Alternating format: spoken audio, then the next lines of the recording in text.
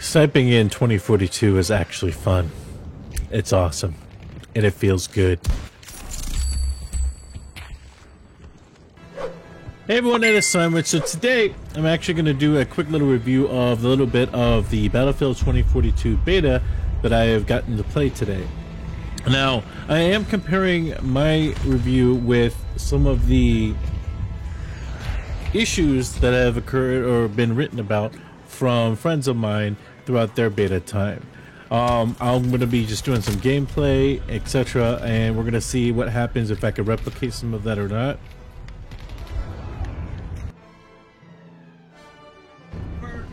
So let's go ahead and get started. So one of the first issues that I found were stated were the sound being off or muted. Throughout my gameplay, throughout the entire, I did two full matches. I didn't have any issues with the sound. I could hear the reloads, I could hear footsteps, explosions, I could tell from which direction there were. Now I did wear headphones and I did set the setting to 3D headphones on there. I tried just the default, I tried stereo, and it still didn't have any issues. So through my findings from my personal gameplay, I didn't have any issues with sounds. I was able to hear enemy footsteps. I was able to hear gunshots. I literally heard everything that was going on. In fact, it saved me a couple times during fights. The second thing on the list is the camera being bugged on tank turrets. They were definitely bugged because I didn't know what the hell was going on. I tried to adjust, to try to slow down. It didn't matter what I did. The camera was just so bugged, I couldn't stand it and I ended up getting out of the tank. Though driving the vehicles were pretty easy and they were very familiar from previous Battlefield titles, like hitting C to go into third person or go back into first person, that worked fine.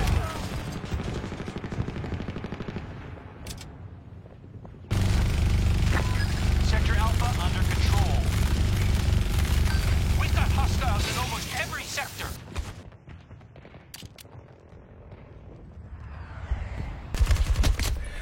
The next thing is the gun attachments resetting upon death. I tried multiple weapons and didn't have any issues. I even killed myself with a grenade to see if the attachments would be reset, and they did not even reset. So I did not have that bug or that issue at all. In fact, I even switched weapons, died, and went back to the previous weapon, and the attachments were still the same. And that actually ties in with another issue that was listed about the rocket reticles disappearing upon death. Didn't have that issue either. Another issue listed is that warping through doors, and character animations not close to when they're interacting. So there was a door, and I did try to interact with it. The animation was weird. It's like I was just slapping it, and I kept halfway warping through it, and it just wouldn't budge, and it was pretty ridiculous. But we know that's definitely there, 100%. So a few of the issues that were listed, I didn't have any issues with. As far as the gun progression, I didn't see any of that. I didn't see it in the scoreboard screen, at the end of results screen. Saw it nowhere. I don't know if it's just not implemented in the beta, but it definitely was not there, just like previous Battlefields. I did find some graphical issues with some of the objects in game. Like, I'd go into a warehouse, it'd be a random box just sitting there in the middle of the air, not touching the floor, no support. That was really weird. I found that multiple times, actually. I didn't have any issues with menus getting stuck at all. I didn't personally get stuck on anything. Like I said, besides the door warping thing, that was just weird. Didn't get a chance to actually shoot anyone through a door, so I couldn't really test that theory as far as them shooting me and me not being able to shoot back. The no map button. Yeah, we do have a mini map, but in previous Battlefields you were able to make the mini map bigger or somewhat pull up a map in some better way, form, or fashion. This was not there. You can only see it in the respawn or the deployment screen, and of course your mini map, but there was no way to make the mini map bigger from what I could see. I couldn't find the button for that. If you guys find it, let me know, but I personally did not find that at all. The Helis, are absolutely insane. I definitely agree with that. I didn't get to fly one because they were always taken. And shooting them down, it was really weird because it's like if I used a vehicle, I could take it, you know, do some decent damage on it.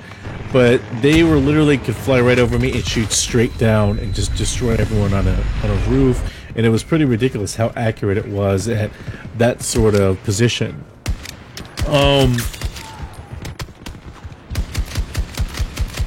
The environment destruction being uneven from what was noted from the Discord, that right there, I didn't really notice anything too uneven.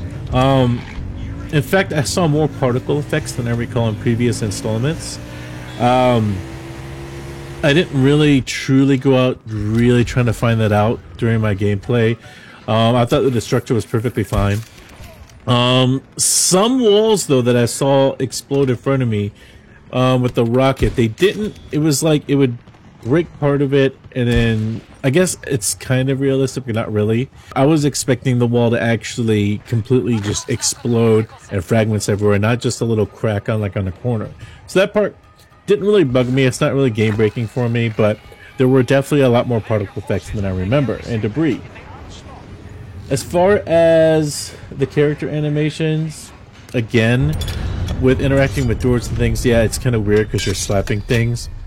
But as far as the reloads, I'm going over this a couple times. The running, the parachute, all the character animations, in my opinion, were okay. They felt fine. My only true issue of the game really is that, yes, I am on a 2070 Super EVGA and a Ryzen 3700X.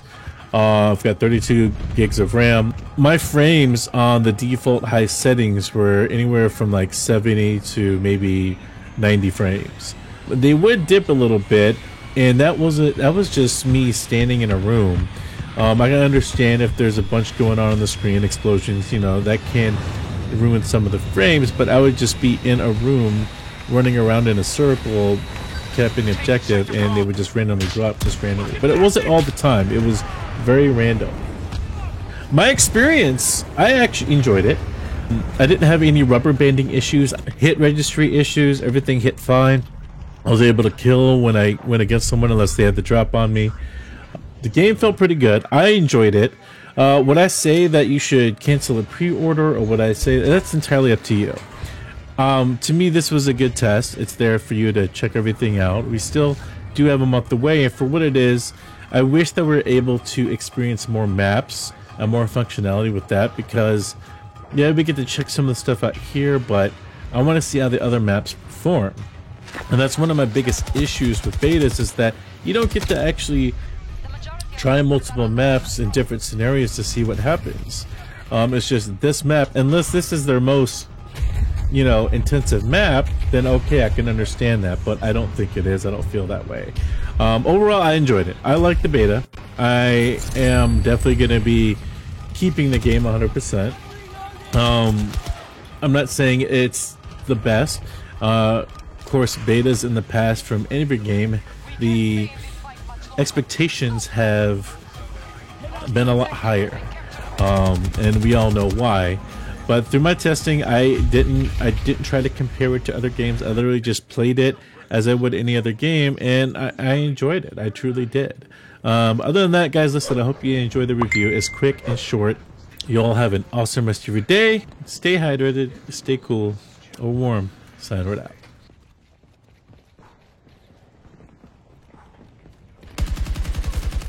Tango down.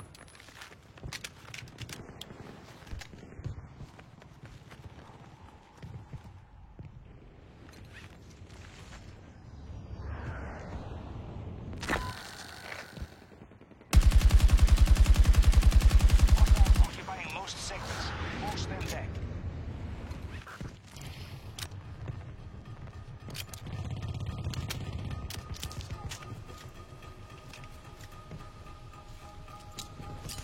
Throwing grenade.